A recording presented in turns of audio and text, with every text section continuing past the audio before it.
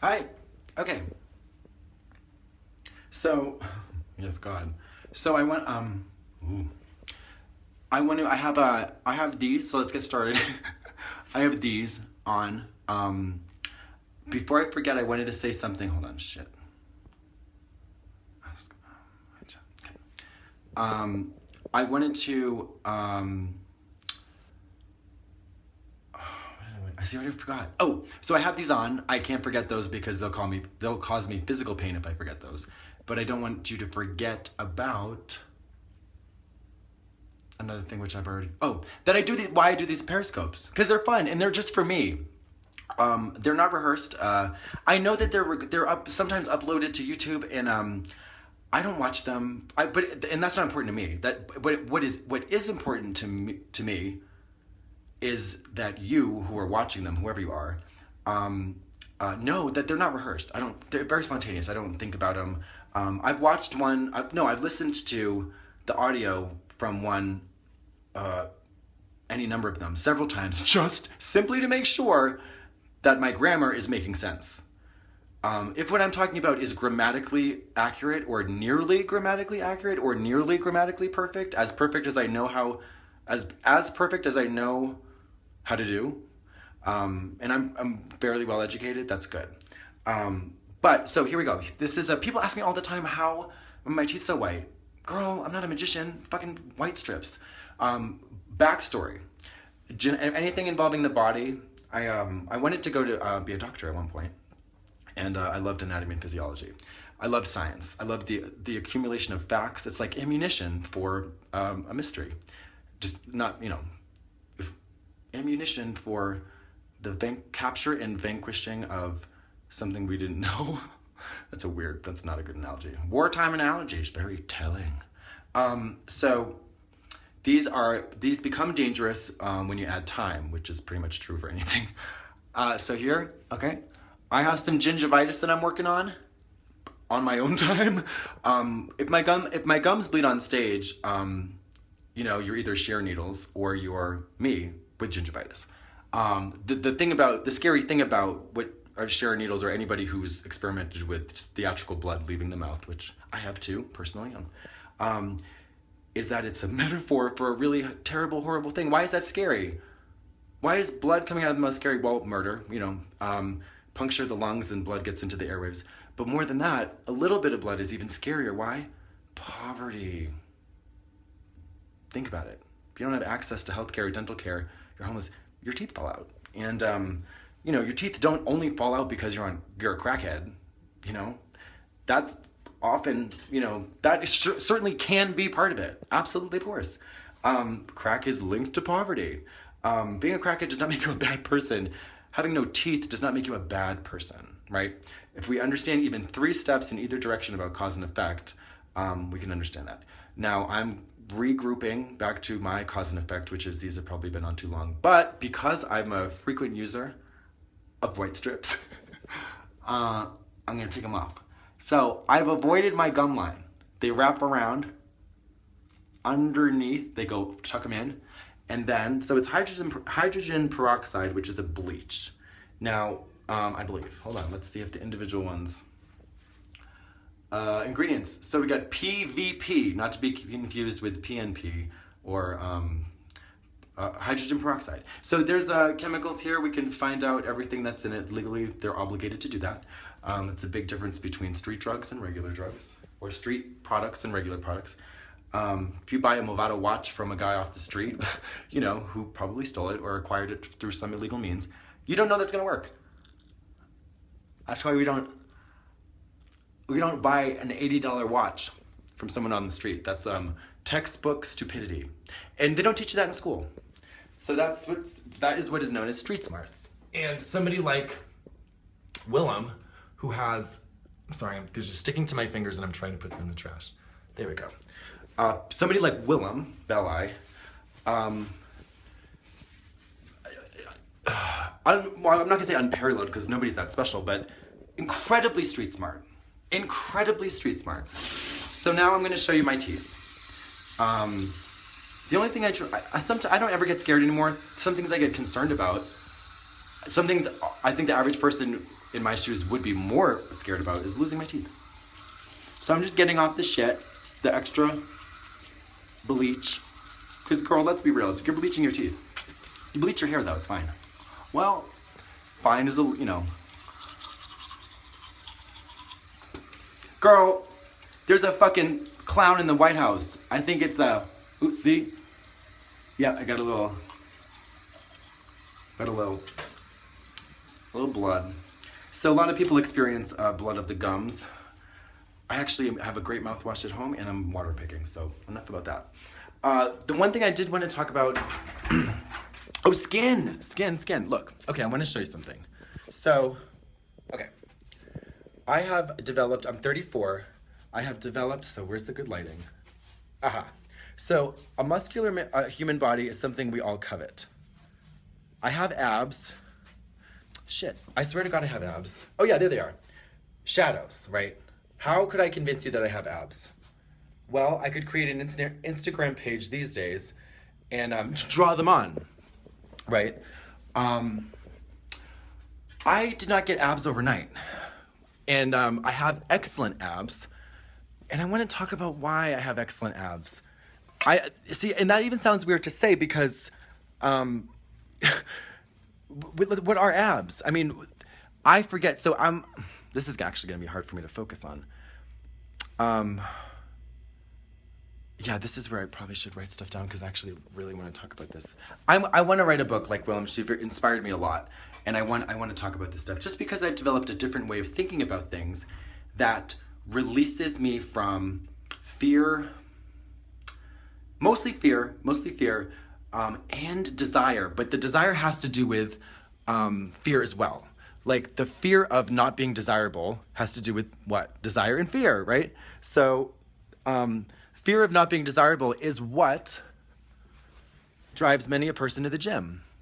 True or not true? That's pretty true. I was able to connect my fears with a physical activity that provided me with great enjoyment. Oh, yoga. It was before yoga. It was acrobatics, gymnastics, but mostly not a lot of the apparatus stuff. I wasn't very strong and ambitious in gymnastics. I wanted to be a tumbler. I liked. I spent literally. I probably spent. If we added up the time, me and my parents, I probably spent an entire year on the trampoline that we had in the backyard, teaching myself how to flip, but mostly just connecting to what? A mindless, not mindless, not mindless in the sense that you shut off the cognitive process or you not even shut it off, you just let it rest. You don't have to think, you don't have to analyze. The analytical faculties of the mind are, girl, you work so hard today. Why don't you just, oh, yes, you with the bum leg. Oh, and the bum shoulder. And you're bleeding. Yep. That part of our mind, we let her rest. And then, what do? We work our bodies out. The one thing my parents, my parents, I don't have enough time in the day to talk about them. But they are, that's weird. Oh, this is so much fucking easier. Jesus Christ. I look way better too. Okay, so this is a human body. I think of my body like a car. What time is it? I know I'm going to talk too long. Who cares? I think of my body like a car. And I think it's a great analogy because it has a shelf life. Some look way better than others. Some are designed way better than others. Some are sexier than others. Some are a huge fucking pain in the ass. Some are really smooth and it's like they can do anything and like they last forever. Some defy expectations. Some don't meet other expectations that look great and are actually full of shit. Lemon. Not Liz Lemon though, she's great. And then, so this is also weirder too because I don't have an established public identity as a man. Like I live locally as like a he, she kinda, but I've been interacting more with the public at large as a man. Like this, well, not like this. I've been interacting personally with a very small amount of people sexually. That's been fun because I suddenly like the way I look, and it's only because I got a tan. And that sounds crazy, like I'm trying to sell you a tanner. I'm not trying to sell you a tanner. I don't even say go get a tan. It's a tanning. I do half suntan, whether that's in the sun or in a tanning bed, and then half faker. this brown shit. You know, it's like it's literally just skin dye, which makes you look tan. You know, it's funny because now that the argument about fake and artificial stuff is so, God, it feels like ages ago that we stopped, or that we, I mean, at least I have, and people around in Hollywood, you know, tricksters and magicians, when costume people don't, the argument of fake versus real is, no, you just think, well, does it hurt? Like we're doing a punching sequence in the movie today. Well, did anybody get hurt? No, the stunt people are great. What can we learn from stunt people? You know, make yourself look great without hurting yourself. That's the fucking bottom line. Anyways, so I have a body that is, I mean, relatively nice to look at. It could be better. It always could be better. That's the nature of the body. It's not personal. Like your car. Your car's not, you get in a car crash, and even if it's your fault, at the end of the day, it's not personal, because guess what? You're dead! It's fine. So, but what I did, I've been active all my life, and it's not me. It's my fucking dad. You wanna fuck me? You gotta fuck my dad first. Whoa, that sounded weird, because...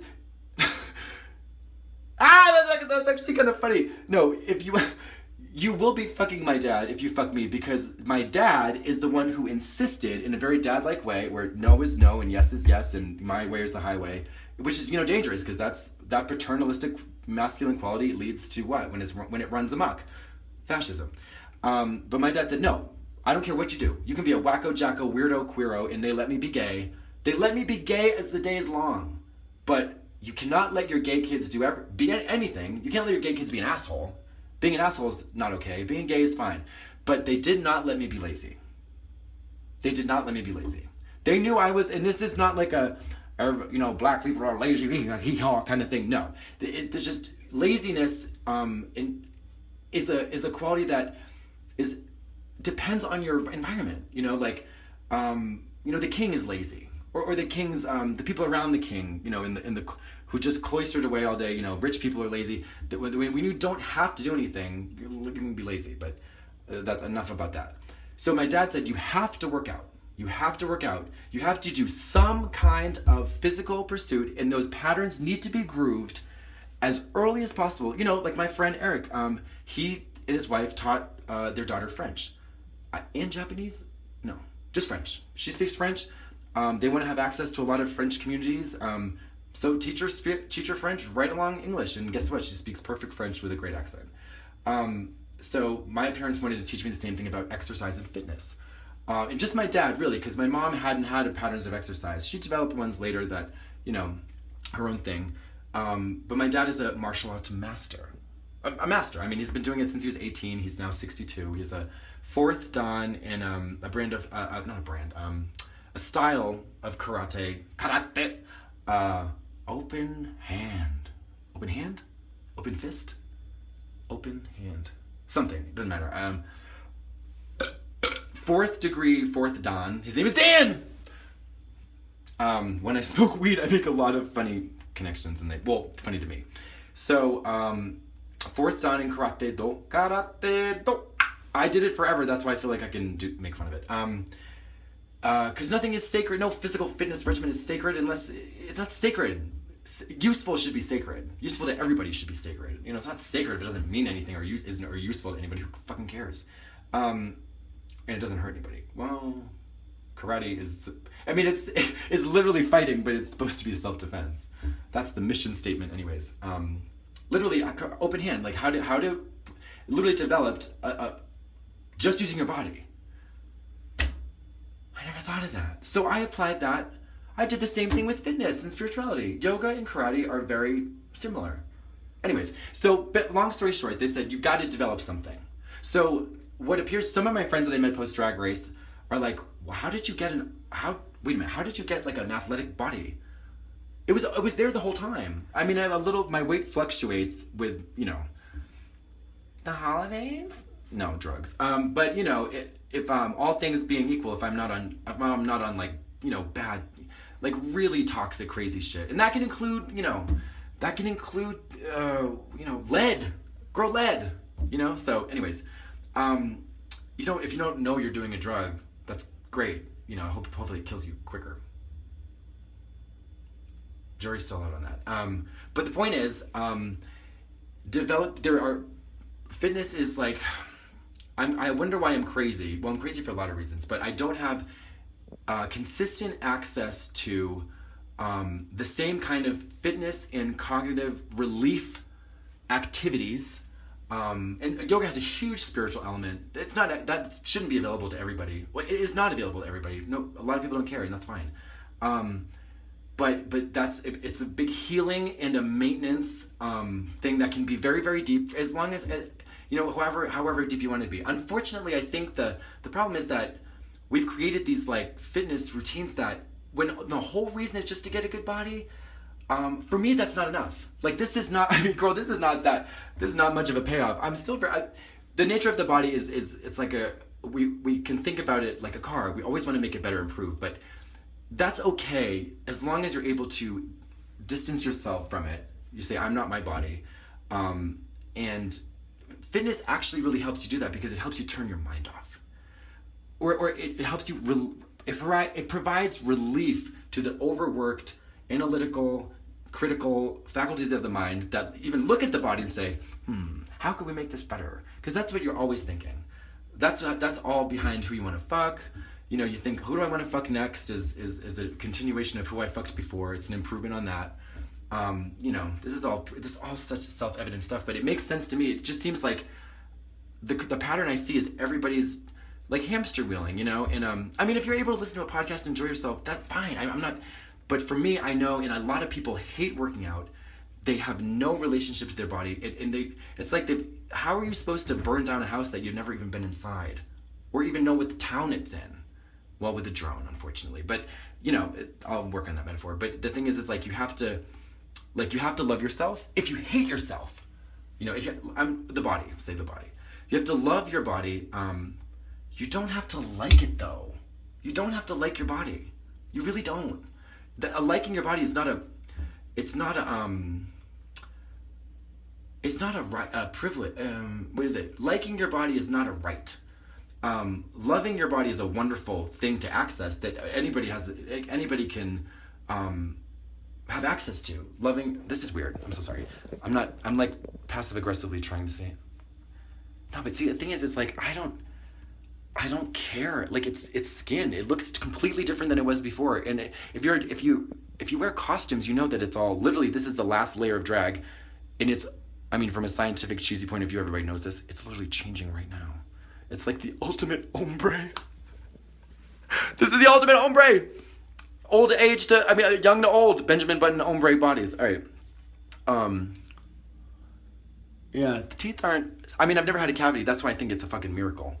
But this is just a fake tanner. It's a fake and real. I like being fried by the sun. It just feels good. Even fake sun. I don't give a fuck. Girl, Trump's the president. It's like, the thing is that I have to watch what I say, because I'm a little bit more reckless than the average person, because I feel very fulfilled by what I've done on Earth and the experiences I've had on Earth. Like, I could write a book tomorrow. If somebody, this is the funny part. The joke is that if somebody held a gun to my head, I could write a book. And the joke is that it's going to take somebody putting a gun to my head to write the book. But yeah, I just want people to think about, like, what is my body like? Do I hate my body? Do I think about it? Do I completely identify with it? Do I say me? When you think of yourself, do you think of your body? I know for me that was not the case. When I think of myself, I've never felt like a man, never, ever. And then I really took doing drag to realize I don't feel like a woman either. And I don't know what that feels like. Because I think that we have to, masculine and feminine energy is something that makes sense to me. But not even masculine and feminine, I would say like solar and lunar, because when you say energy and talking about personality and psychology and stuff, it gets a little woo-woo, and if you get too dry and scientific about it, then it just gets, you can't reach a level of precision about saying, statistically men exhibit these kind of behavior. If you apply too many sociological principles, especially for drag, then it just becomes like boring or whatever. So, but the thing I like, look, I like the grotesque. My body gets grotesque. Oh, can you see this? Wait. Oh yeah, you want to talk? Oh yeah. Girl, look at that, honey. Grotesque. So I see a poodle. I see a poodle on a tricycle. That's the snout of the poodle. That's, well, anyways. So, I love it. I mean, I don't love it. I love it, and I love it ironically, the way, you know, kids appreciate things half ironically today. They say, she's so fucking stupid, I love her. Because they realize that she's beautiful, but she's dumb. But they don't revile her, tar, or feather her. They admire her beauty, but, you know, they know she's dumb, so they appreciate her in a way that kind of like releases them from later judgment should they turn out to be a total fucking idiot, you know, which is kind of sucks actually. We shouldn't be paying attention to stupid people, not in a public way, unless they're hurting people, you know. Anyways, that's another topic. Yeah, so just think about your body or whatever.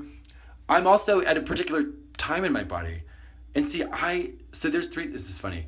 There's this, what I see on the phone, right? What I see in the mirror looks better. This is way better lighting. It's all lighting. Literally all lighting. Smoke and mirrors, bitch. This is lighting in a mirror. And then inside, are you kidding? This does not look anything like that for me, ever. And that's a benefit of being a performer. They make you look like someone else. When you look in the mirror and you are someone else, it changes. I mean, it's cool. So, but for drag being so popular now, you got to realize though, with drag being so popular and with Instagram being so, what fucking time is it? I have to make sure I'm not talking too long.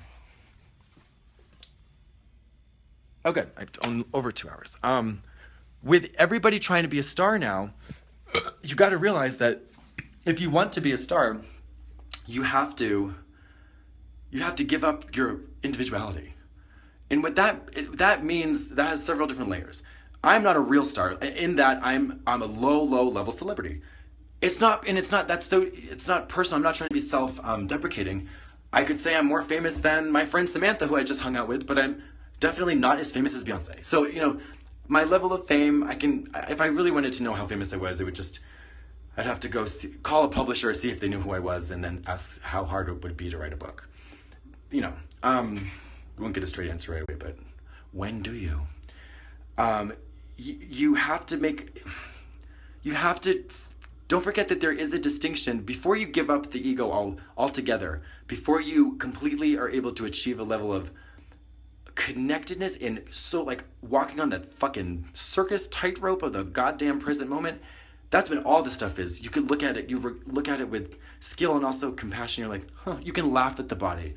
As you're gushing blood on your tragic, you know, Stonehenge sacrificial deathbed, you chuckle and you're like, life is so weird. I mean, that's you know, nirvana. But until then, you gotta, this is not your body's not yours, bitch. I mean, there are levels obviously for people who have their actual physical bodies under attack. That's a different process. Women have a different process of getting to know their bodies. But when you have access to a level of physical comfort, that's me, right? I can't speak for people who are constantly in danger. I feel like that goes without saying. Like, if you're listening to me, you relate to me in a way that would allow, you know, I'm not speaking for everybody.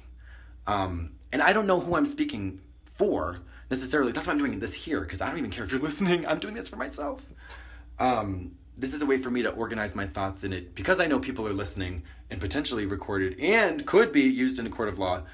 You know, thank God I have the benefit of it being boring and not being big enough of a celebrity for people to give a shit. I mean, if it's bad, you know, if it's bad, people just won't watch it. It doesn't matter. That's true freedom. Anyways, so the point being is, like, you have to, you know, that's ultimate freedom. I'm not my body. You know, you're not bound by the fuck you. Girl, we grow. I mean, why did I just shave my armpits? Oh, look, that's where you get my truth. My tea. Clock the tea under my armpits, because what? You can see the lines from the self-tanner or whatever. See, what you see isn't always the truth. Fun fact, I have hated enough to get rid of it, armpit hair from a super early age. Ever since I was able to grow it. Oh, I remember Sean. What the fuck was his name? It's Shawn. I know, because if you ever meet a Sean, there's literally Sean could be anybody. Sean could be an old Irish bigot. Sean could be a try too hard, crazy, talented Hollywood actress. Sean could be a fucking legendary Scotsman. Sean could be a hobbit-looking little guy who's nice, or not, who knows. Sean could be anybody. So Sean is Sean Astin, Sean Young, Sean Connery. I think those are the only ones I talked about. And then, so this kid Sean, he went through, I noticed he had 2 armpit hairs coming out of his armpit. And I could feel my face kind of grimacing as I say it, because I just always hate armpit hair. I don't care about leg hair. I could get used to women having leg hair and probably like, literally, I mean, with the amount of people I see and the amount I travel, God, probably like 12 hours. I mean, if I'm on the beach and if I went to 2 different beaches and all the women had leg hair, for me, leg hair would be, who cares? God, because who cares? Who cares? We could just get used to it. We have such power over our bodies, what they do, and other people's bodies, what they do and what we create, but we can't just, anyways. Oh God, I hate when you realize things on the spot and it makes you look like you're just being born. It's okay. Yeah, you just have to like have a level of thing. But the thing is, it's also a key to happiness. I love my, obviously it seems like ridiculous that I would say I love for my body to feel good. But the strength part is where the body becomes important. I mean, why are muscles important? Because strength at one time was the indicator of survival. That's not the case anymore. So we're left with this bizarre thing where the appearance of a body is what we want without any of the contents. But the contents are essential for the functioning of the mind, bitch. It's the daily exercise. And listen, I'm preaching, but I don't practice what I preach every day. When I do, girl, bitch, I've done it. I mean, listen, I've been doing several years of different types and different styles of a physical fitness modality that has a significant spiritual component. That sounds great. Yoga doesn't sound great because a lot of yoga is shit. But yoga is, if you can combine, think of it this way. You got to go to church, you got to go to the gym. Why not 2 birds in 1 stone? Girl, because the military, you can use it for good, which is discipline, or you can use it for evil, which is the military. I mean, well, the military in and of itself is, we would just say coercion, fascism, control. You appeal to man's desire to be powerful, and then that's how you control the stupid ones, military. And then you appeal to man's ignorance and fear, and you get the stupid ones through religion. You acquire them in terms of you control them, of course. You have them do your bidding. They pay your bills. They fight your squabbles and all that crap. And then people who are controlling that, if they are charlatans, those people should be beheaded. Just kidding. Maybe not. Some cultures do that. Last thing I want to say. Oh yeah, we get it. We can't think all the day. We can't think all day. We can't cry all day. We can't do mindless shit all day. Everybody, we all know people who are not that bright, but it all depends on context. My idea of a fulfilling life involves a lot of intellectual stimulation. But I also have learned that this is partly because of my genes, partly because of my upbringing, my dad. I need to move my body into, it's not shut off the mind. It's not to focus the mind necessarily. The mind focuses depending on the vocabulary of what you're doing physically. If you're playing football, that has a vocabulary. If you're dancing, ballet has a vocabulary. What are the movements you're doing? What are the rules? If it's a game, whatever. It has a structure to focus on, and that provides calming effects if you have anxiety. If you have anxiety, the first thing you should be doing is exercising. That's it. Literally the first thing. The first thing is consistent exercise. If that doesn't work, if you don't have access to consistent, the first thing is water. Do you have water? Do you have water? Like literally, do you have water? You're not going to diagnose somebody with anxiety disorder if they don't have access to fresh water. So when anxiety disorders, when you're dealing with irrational fears, a lot of times that's only like first world problems. I'm not a mental health clinician, so I'm not liable for that. That's just like my low conspiracy ongoing theory. But I'm wary of the word anxiety. I'd rather call it fear. That's really for me. Because I know for myself, I'm not mentally ill. In the sense, I'm high functioning. I'm mentally ill when certain behaviors become out of whack. Like drugs, my response to it, they're all response to events, like it's all, I'm unable now to separate it from my reality, my outside reality, the context of my life. So, yeah, I think this was long story short. If you're scared, work out. But I like things the thing about yoga is that it's not competitive. There's if you have access to it, yoga's, I will not take yoga class from many people because I can just do it myself. I'm a yoga teacher and I'm a master of my own body, but I have the great fortune of knowing people. My friend Amy, we're going on a retreat together. I cannot fucking wait. By this master Ashtanga teacher, Richard Freeman. If you know anything, for the maybe one person who knows Ashtanga, Richard Freeman is, he's a fucking angel. He's kind of a Christ-like figure, just in the sense that he's one of those extraordinary people. He's an involved spirit, and you want to be around him. He's funny, he's chill, he's an incredible scholar, and he teaches a fucking amazing class. So, for the discerning practitioner, Richard Freeman, Boulder, Colorado, traveling internationally for the propagation of various Vedic mysteries, philosophies made public, and all your Ashtanga needs. I gotta get in drag. I'm in Denver. Tracks. Deborah, have you met another boy who lives on the wrong side of the tracks? Good. Bring him on down at Tracks nightclub. Nina's gonna be there. It's gonna be fun. Okay, bye.